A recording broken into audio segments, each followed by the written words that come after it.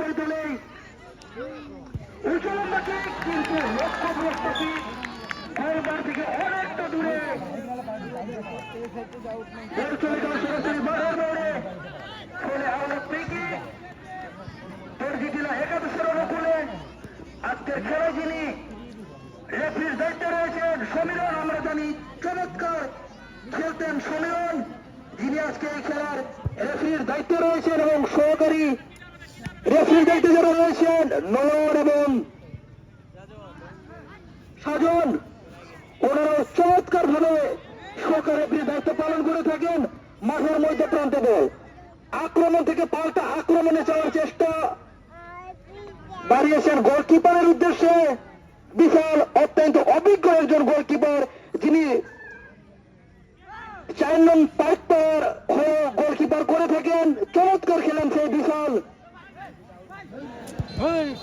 খানিকটা এলোমেলো ফুটবল, হয়তো আরেকটু গুছানো যদি হতো তাহলে হয়তো আমরা আরেকটু চমৎকার খেলা উপভোগ করতে পারতাম।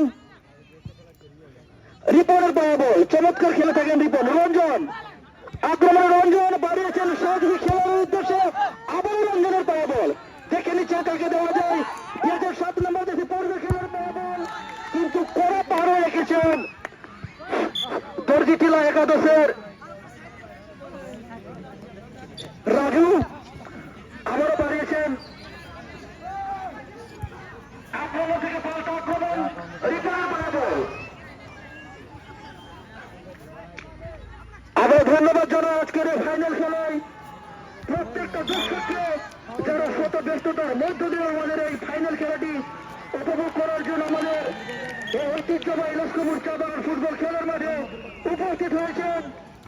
তো ধন্যবাদ জানাই আজকের এই খেলার প্রধান অতিথি অত্র লস্করপুর চা বাগানের অ্যাসিস্ট্যান্ট ম্যানেজার বশির আহমেদ ভুঁইয়াসরকে, এবং আমরা আবারও ধন্যবাদ জানাই বিশাল অস্তিদি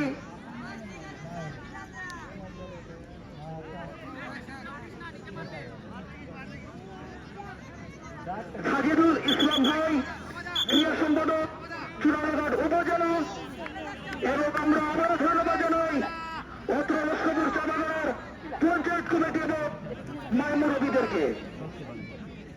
বিপদশীল একটি ফাউল কিক আমরা